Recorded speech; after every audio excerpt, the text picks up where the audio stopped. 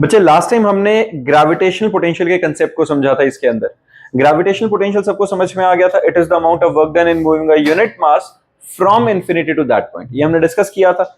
आज हम gravitational potential energy की बात कर रहे हैं। तो ग्रेविटेशनल पोटेंशियल एनर्जी हमारे पास बेसिकली क्या रहती है? Gravitational potential energy of a body at a given position is defined as the energy stored in the body while bringing it from the position of zero potential energy to that point. Basically potential क्या थी?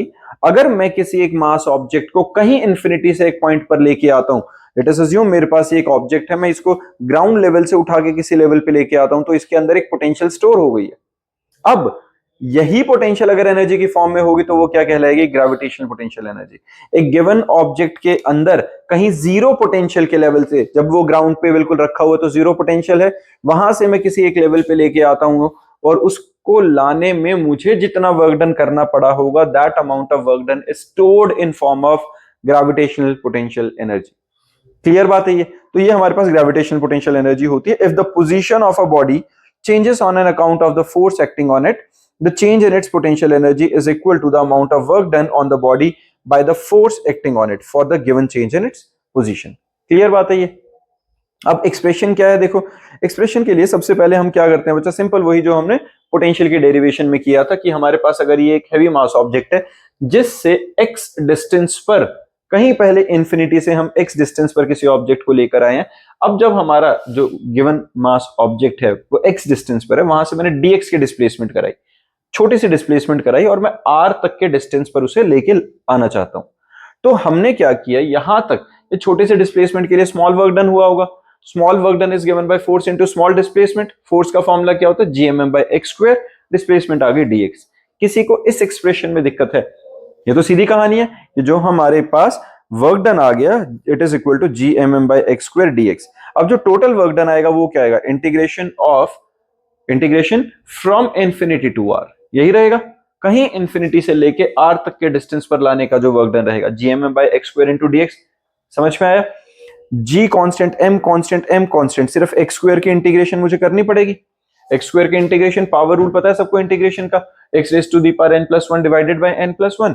तो -2 + 1 किया तो -1 ऊपर आ गया और नीचे -1, that is -1 by x। Integration solve हो गया ही कि नहीं? ये बहुत बेसिक चीज चल रही है। अब upper limit minus lower limit, एक बार x की जगह पे r माइनस एक बाय इंफिनिटी, नेगेटिव हमने कॉमन ले लिया, gmm 1 by r minus 1 by infinity. किसी बच्चे को इस एक्सप्रेशन में दिक्कत है? 1 बाय इंफिनिटी की वैल्यू 0 होती है तो work done is equal to minus gmm by r, and this work done is stored in form of potential energy, जिसको हम u से डिनोट करते हैं। क्लियर बात है ये? तो एक नोटिस करो एक चीज, जब हमने लास्ट टाइम पोटेंशियल का फॉर्मूला निकाला था तो उसमें भी क्या निकला था? gm by r। अब क्या निकला है? gmm by r, क्योंकि पोटेंशियल हम यूनिट मास के रिस्पेक्ट में ले रहे थे, एनर्जी हम given object with the mass of m के रिस्पेक्ट में ले रहे हैं। तो total potential energy is equal to potential into mass of that object. समझ में आ गई है? सिंपल डेरिवेशन है बिल्कुल। ठीक है बच्चा। इसके बाद हमारे पास आता है, अगर मैं किसी दो पॉइंट्स के बीच में पोटेंशियल डिफरेंस निकालना चाहता हूं, मैं क्या बोल रहा हूं, एक पॉइंट से दूसरे पॉइंट में, तो एक की पोटेंशियल होगी। अब मैं क्या कर रहा हूं, इंफिनिटी की जगह मैं r2 से r1 तक लेके जा रहा हूं, है ना? सिंपल यही किया है, r2 से r1 तक, तो 1 बाय x की value 1 by r1 minus 1 by r2। ठीक है, तो डेल्टा यू निकालूं अगर मैं, change in potential energy is equal to u2 minus u1, final potential energy minus initial potential energy. सीधी बात है कि नहीं? ठीक है ना? इसी के बेसिस पे बहुत सीधा सा न्यूमेरिकल है। किसी ऑब्जेक्ट को अगर किसी सर्टेन हाइट पे लेके जाएंगे तो कितना पोटेंशियल एनर्जी में डिफरेंस रहेगा, सीधा सीधा माइनस करना और फाइनल रिजल्ट आ जाएगा। इन न्यूमेरिकल्स को अटेम्प्ट करेंगे और फिर इसके साथ हर न्यूमेरिकल को डिस्कस करते हैं। एक बार पहले चैप्टर का ओवरव्यू खत्म करते हैं अपना। अब है gravitational potential energy and gravitational field. Gravitational potential energy जो हमारे पास है, let us consider the two points A and B dr apart. क्या है? दो हमने कोई पॉइंट्स हैं A और B, dr के डिस्टेंस पर हैं। आए हमारे पास क्या बचा? Gravitational field intensity along AB। Gravitational force on the particle of mass m placed at B will be F is equal to m into I। m क्या है बचा? मास। I हमारे पास क्या है? Basically gravitational field intensity. हमने last lecture के अंदर इंटेंसिटी के बारे में बात करी थी। ठीक है, तो work done by gravitational force for the displacement from B to A is equal to dr। ये क्या है, डिस्प्लेसमेंट जो हमारे पास है वो dr की वैल्यू आएगी। स्मॉल वर्क डन क्या आएगा, f डॉट dr। अब मैं समझाता हूं हम कर क्या रहे हैं, पहले एक बार इसको लॉजिकली समझते हैं। बच्चे एक बात देखो, अगर इमेजिन करना ये एक स्टेप है और ये एक स्टेप है, फिर ऐसे ऐसे स्टेप्स चलती जाएंगे। मैं अगर अपने किसी गिवन मास ऑब्जेक्ट को इस स्टेप से उठा के यहां तक लेके आना चाहता हूं तो इनके बीच का डिस्टेंस है dr। उसी के बीच में मुझे वर्क डन जो करना पड़ेगा that is equal to f dot dr। ये तो सिंपल बात है। अब ग्रेविटेशनल फील्ड जो होगी उसके अकॉर्डिंगली जैसे जैसे डिस्टेंस चेंज होता जाएगा वैसे वैसे इंटेंसिटी में वेरिएशंस आती जाएंगे, है ना। तो हमारे पास जो dw है वो f डॉट dr हुआ। f क्या वैल्यू, f की जो हमारे पास मैथमेटिकल वैल्यू थी वो किसके इक्वल थी, mass into intensity. Dot dr, MIDR, इनके बीच में अब देखो इंटेंसिटी थी डाउनवर्ड, ग्रेविटेशनल पुल नीचे की तरफ था, हमने मूव किया ऊपर की तरफ, एंगल कितना बना 180 का, तो डॉट प्रोडक्ट खुलेगा तो MIDR cos 180 आया कि नहीं, किसी को इसमें दिक्कत। अब जो हमारे पास MIDR cos 180 है, cos 180 की वैल्यू क्या होती है -1, तो माइनस MIDR यहां तक आ गया है। किसी को दिक्कत है इस बात पे। अब this change in gravitational potential is represented by dv, since it is gravitational potential तो it is equals to amount of work done per unit mass। तो मैंने जो वर्क डन था उसको मास से डिवाइड कर दिया तो ग्रेविटेशनल पोटेंशियल का चेंज आ गया, dw by m, m cancel हो गया तो माइनस idr, I की वैल्यू dv by dr हमारे पास आ जाती है। ये हमारे हमने क्या निकाल लिया बच्चा, इंटेंसिटी की value. Intensity is equal to dv by dr, और इस dv by dr को हम क्या कहते हैं, it is equal to gravitational potential gradient. Gravitational potential gradient, change in potential with respect to distance is equal to intensity. Intensity यही होती है ना, हम कैसे कहते हैं कि इंटेंसिटी क्या चीज हुई, इंटेंसिटी होती है कि जैसे जैसे हम अलग अलग डिस्टेंस पे जाते जाएंगे तो ग्रेविटेशनल फील्ड का इंपैक्ट कितना चेंज करता जाएगा। तो this change in potential with respect to distance is intensity, और change in potential with respect to distance is known as potential gradient। Done है बच्चे। अब आता है हमारे पास rate of change of gravitational potential with respect to distance, वो potential gradient। इसके बाद आता है inertial and gravitational masses। अब देखो inertial और gravitational masses में क्या होता है, mass of a body is the quantity of matter possessed by the body। सबको पता है, बचपन से पढ़ रहे हैं इस मास की डेफिनेशन। inertial mass क्या होता है, inertial mass of a body is related to its inertia in linear motion and it is defined as Newton's second law, defined by Newton's second law, F is equal to ma, m is equal to force by a की value हमने 1 अगर substitute कर दी तो m is equal to f आ गया। that means inertial mass is equal to the external force required to produce a unit acceleration in the given mass। समझ में आई है, किसी भी ऑब्जेक्ट को, गिवन मास ऑब्जेक्ट को कितनी एक्सटर्नल फोर्स लगानी पड़े कि वो यूनिट एक्सेलरेट कर जाए। ठीक है, 1 यूनिट मीटर पर सेकंड स्क्वायर, 1 यूनिट मीटर पर सेकंड स्क्वायर के साथ अगर वो एक्सेलरेट कर रहा है, हम क्या बोल रहे हैं कि वो उस वक्त उसके amount of external force mass के इक्वल होगी। समझ में आइए इनर्शियल मास को डिफाइन कैसे कर रहे हैं। ठीक है, gravity has no effect on inertial mass of the body. यहां पे एक्सटर्नल फोर्स हम लगा रहे हैं लेकिन वहां पे ग्रेविटी का तो कोई लेना देना ही नहीं बना। Inertial mass when body increases, inertial mass of a body increases with the velocity of the body। when a body moves with a velocity v, its inertial mass m is given by, ये मास की variation हमने पहले पिछले chapters में ही पढ़ी हुई एक जगह पे, m is equal to m naught divided by square root of 1 minus v square by c square, where v is the velocity by which object is moving and this velocity is comparable to speed of light। हम ये day to day life की बात नहीं कर रहे हैं, day to day life के अंदर हम कितना ही स्पीड कर लेंगे, 300 400 500 600 800 किलोमीटर पर आवर, वो भी बहुत नॉर्मल है। 3000 4000 5000 किलोमीटर पर आवर, वो भी कुछ उतनी नहीं है जितनी स्पीड ऑफ लाइट के हिसाब से, जो कि 3 × 10⁸ मीटर पर सेकेंड है, वो बहुत ज्यादा हाई है। तो हम ये डे टू डे लाइफ वाली स्पीड के बारे में बात नहीं कर रहे हैं, हम comparable to speed of light की बात करें तब मास में वेरिएशन आएंगे। Otherwise 1 minus v square by c square, और v की वैल्यू सी स्क्वायर के कंपैरेटिवली बहुत छोटी रहेगी तो नीचे वाली वैल्यू में कोई वेरिएशन ही नहीं आएंगे और m और m नॉट अप्रोक्सीमेटली इक्वल ही रहते हैं। लेकिन अगर v की वैल्यू c के साथ कंपेरेबल आ जाती है तो यहां पर इस फैक्टर के वैल्यू में वेरिएशन आएंगे जिससे कि हमारे पास मास में चेंजेस आते रहेंगे। अगर मान लेते हैं object is moving with the speed of light, अगर वो स्पीड ऑफ लाइट के साथ मूव कर गया, v और c इक्वल आ जाएंगे, कैंसिल आउट हो गए, 1 minus 1 0, anything divided by 0 is infinity. जो मास ऑफ द ऑब्जेक्ट होता है moving with the speed of light, वो क्या होता है? इनफाइनाइट। डन है, जस्टिफाइड बात समझ में आ रही है? तो अगर v और c इक्वल आ जाते हैं तो उस वक्त ऑब्जेक्ट का मास इनफाइनाइट होता है, जो इनर्शियल मास होता है वो इन्फिनिटी हो जाएगा।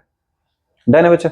फिर आता है हमारे पास ग्रेविटेशनल मास। देखो ग्रेविटेशनल मास क्या है? Gravitational mass of a body is related to the gravitational pull over the body and it is defined by Newton law of gravitation. F is equal to gmm by r square. mg, that is gravitational mass, is equal to F by gm by r square और F by I क्या है हमारे पास? Intensity, क्योंकि gm by r square तो हमारे पास intensity का भी formula था। तो यहां पर inertial mass of the body has no effect on gravitational mass of a body.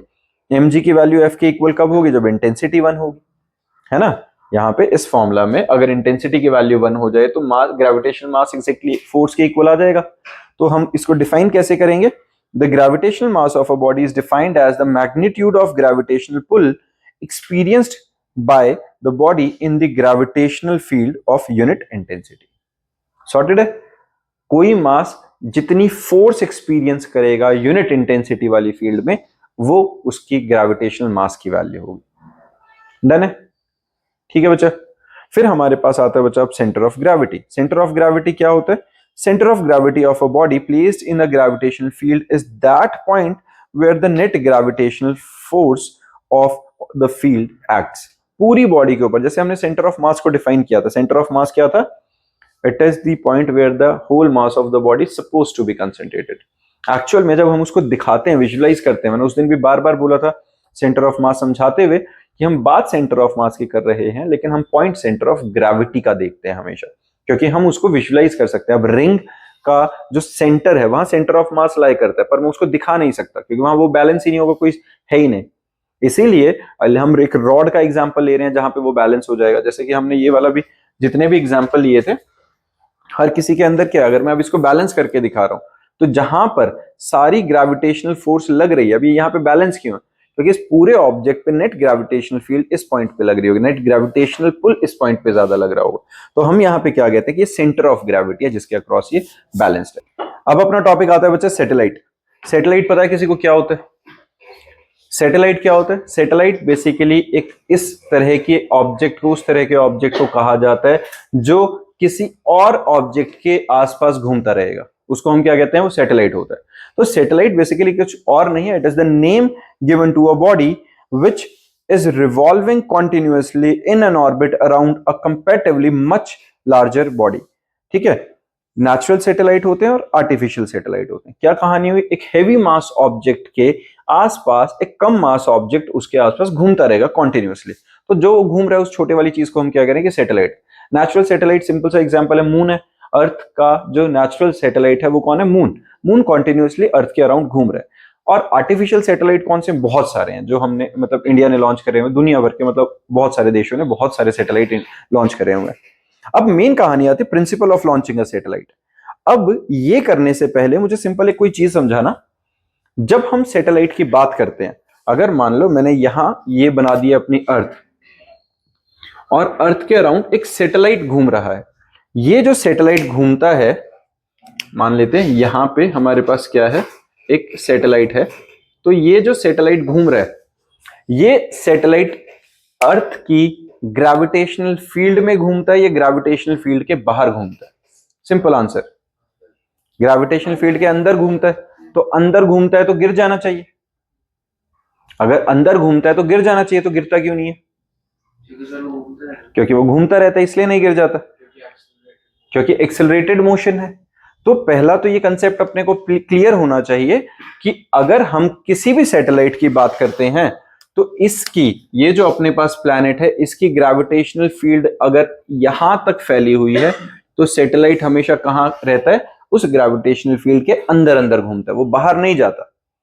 अब है ऐसा हो क्यों रहा है? मतलब सैटेलाइट को हमने कोई प्रोपेलर्स नहीं लगा रखे हैं फिलहाल कि वो रेगुलरली मतलब प्रोपेल होके चलता जा रहा है। और दूसरी चीज हमारे पास क्या आती है कि भाई ऐसा है कैसे कि वो सैटेलाइट उसके अंदर घूम रहा है, और किस प्रिंसिपल पे हम उसे लॉन्च करते हैं।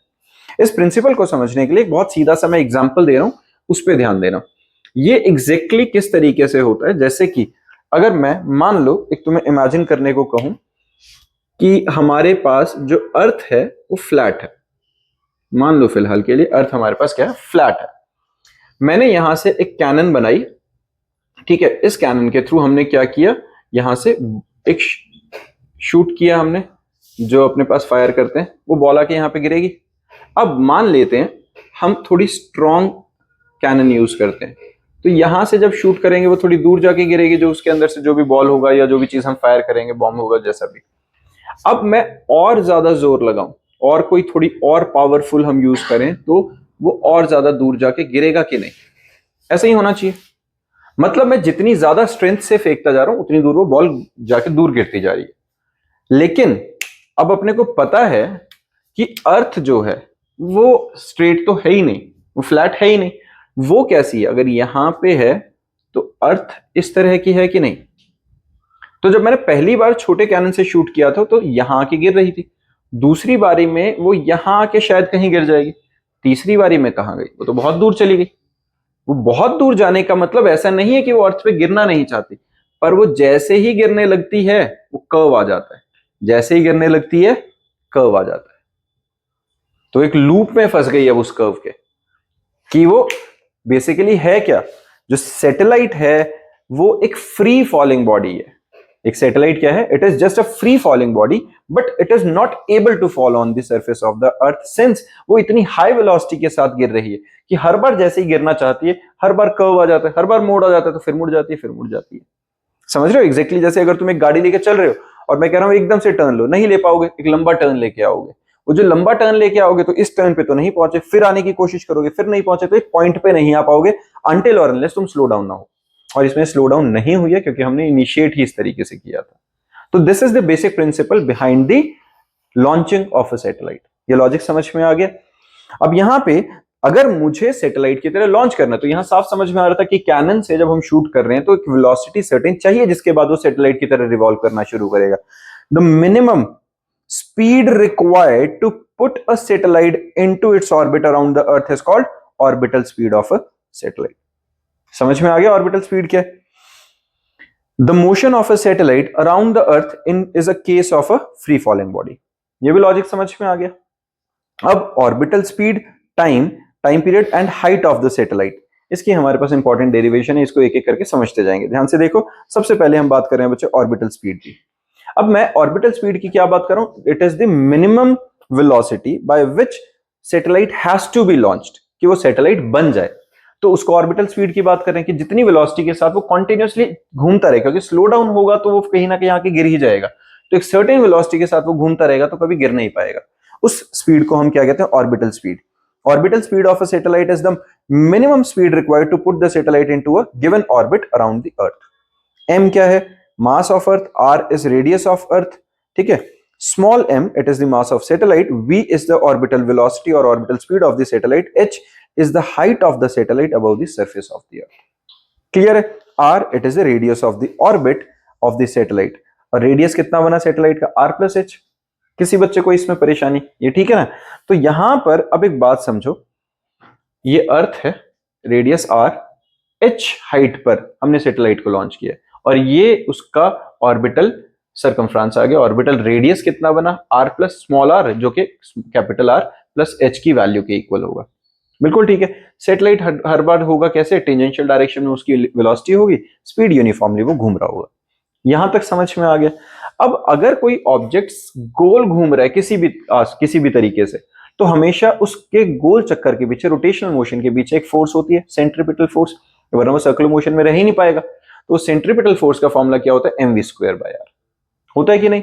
अब ये जो वेलोसिटी, ये बेसिकली हमारे पास फोर्स है, तो centripetal force required to put the satellite in its orbit is equal to mv²/r।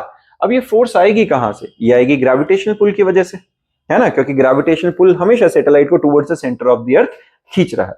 उस ग्रेविटेशनल पुल का फॉर्मूला क्या होता है, gmm/r²। दोनों को इक्वेट कर दें, है ना, दोनों को हम इक्वेट कर देते हैं।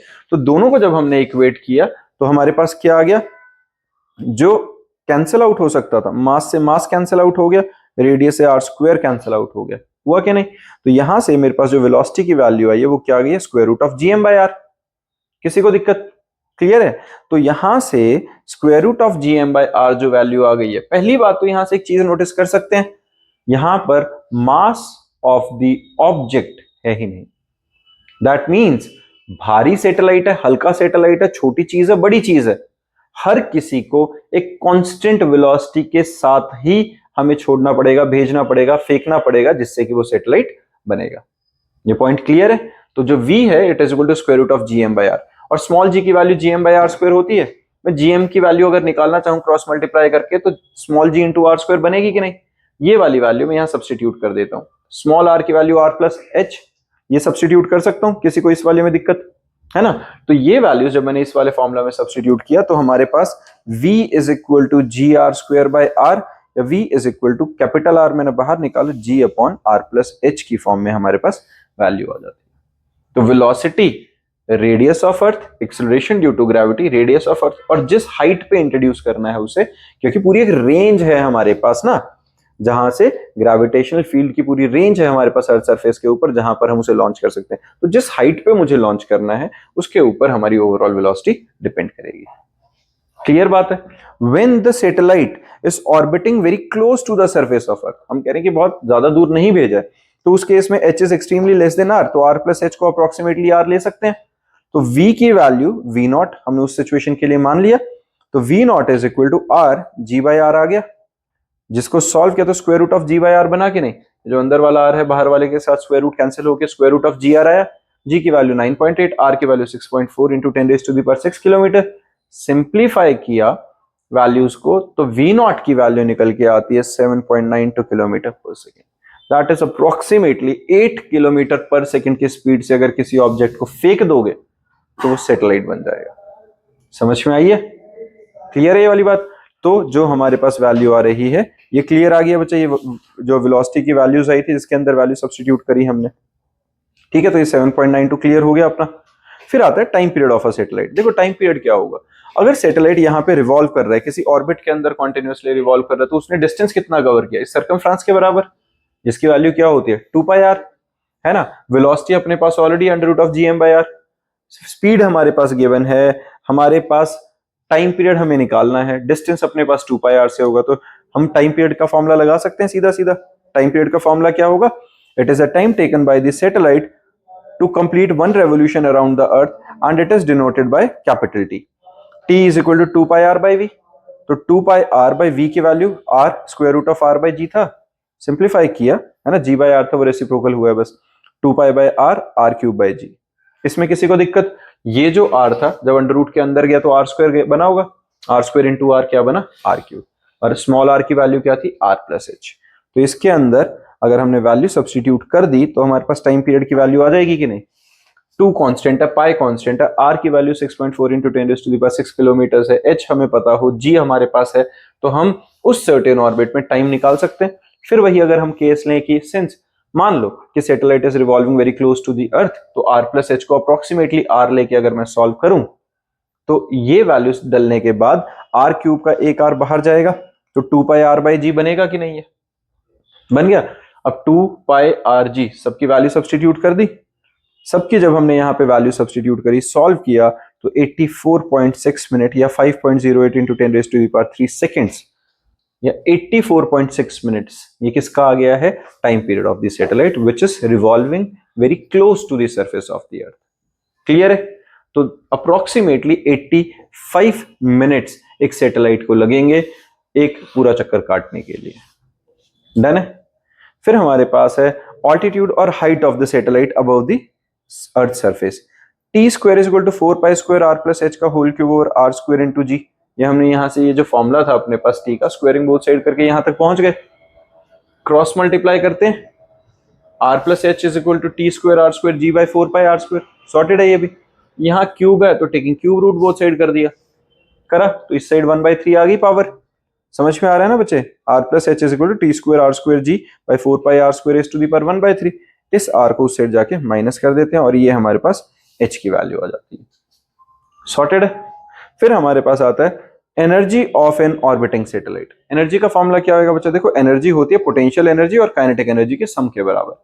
अब पोटेंशियल एनर्जी का फॉर्मूला क्या होता है? Minus G M by R, हमने पहले डिराइव किया हुआ है। है ना। अर्थ सरफेस से ऊपर जितनी मर्जी हाइट पे जाते जाएंगे वहां पर पोटेंशियल एनर्जी gm/r रहती है with negative sign. Kinetic energy half mv² होती है। दोनों को प्लस कर देते हैं। वेलोसिटी की वैल्यू क्या है, स्क्वायर रूट ऑफ gm/r। ये वाली वैल्यू अगर मैं यहां सब्स्टिट्यूट करता हूं तो टोटल एनर्जी क्या आ गई, -gm/r plus half gmm/r।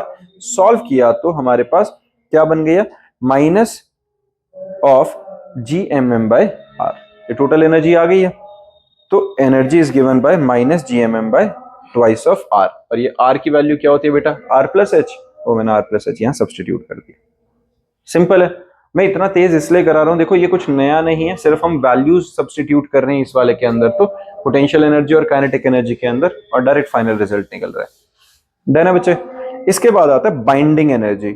Binding energy of the satellite क्या होता है। देखो मेन कहानी क्या है कि अगर जो हम सैटेलाइट की बात करें कि वो अर्थ के सरफेस के अराउंड घूम रहे हैं, तो मुझे उसको बाहर निकालना है वहां से, तो वो एक सर्टेन एनर्जी मुझे लगानी पड़ेगी कि वो सैटेलाइट वहां से निकल आए, सरफेस पे आ जाए। तो that amount of energy is known as binding energy.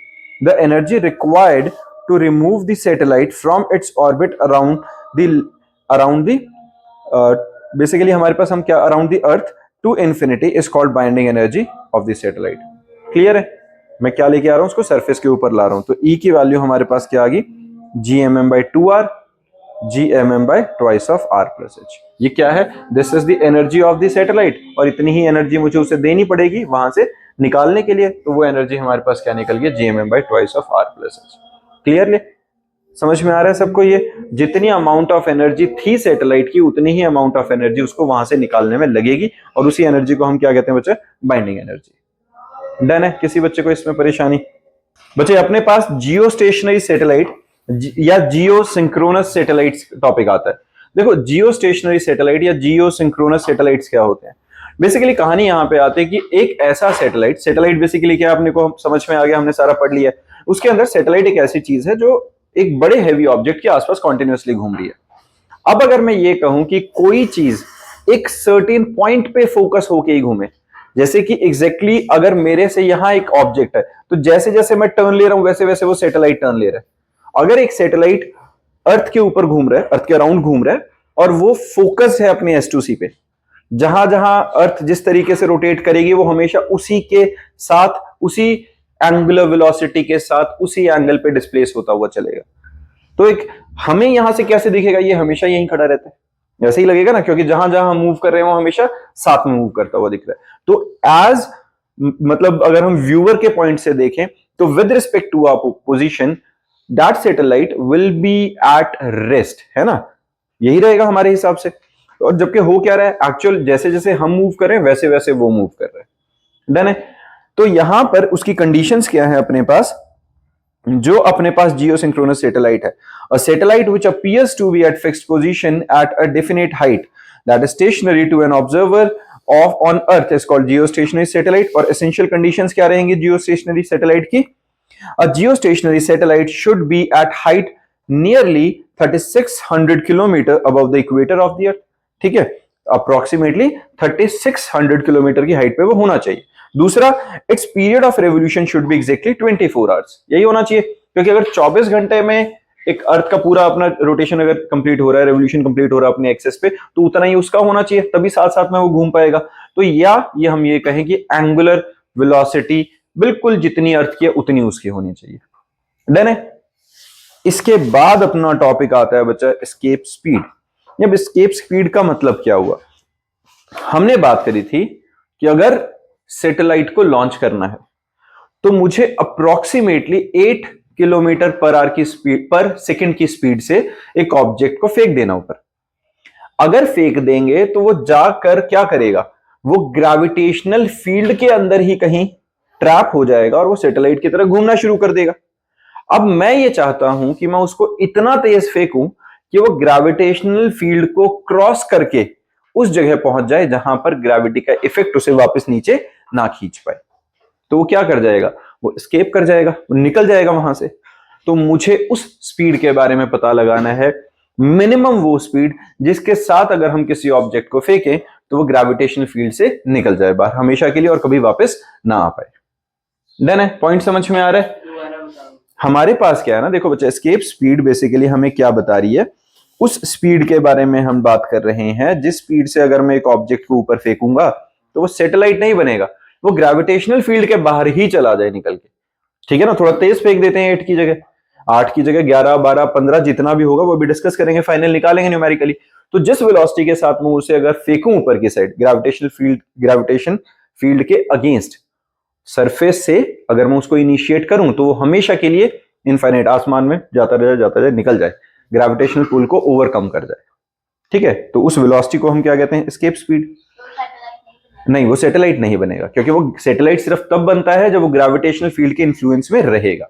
ठीक है, the escape speed of any planet is defined as the minimum speed with which a body has to be projected vertically upward from the surface of the planet, so it just crosses the gravitational field of the planet and never returns on its own। ठीक है, कि वो यहां से चला जाए और जाता जाता वो बस निकल जाएगा फील्ड के बाहर। अब इस केस के लिए हमारे पास अर्थ का सरफेस है। ठीक है, मान लेते हैं कोई भी प्लैनेट है, उसका सरफेस है जिसका रेडियस r है। यहां से हमने x डिस्टेंस मान लिया जिस पॉइंट पर क्या है p। अब p पॉइंट हमारे पास क्या है? वो ग्रेविटेशनल फील्ड के अंदर ही अभी है। मैंने P और Q का डिस्टेंस मान लिया dx।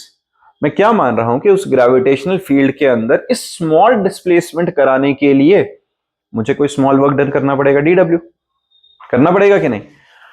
अब अगर मैं उस वर्क डन को इंटीग्रेट कर देता हूं और मेरे dx की वैल्यू, मतलब बेसिकली ये जो x की वैल्यू वो कहां से कहां वेरी करेगी?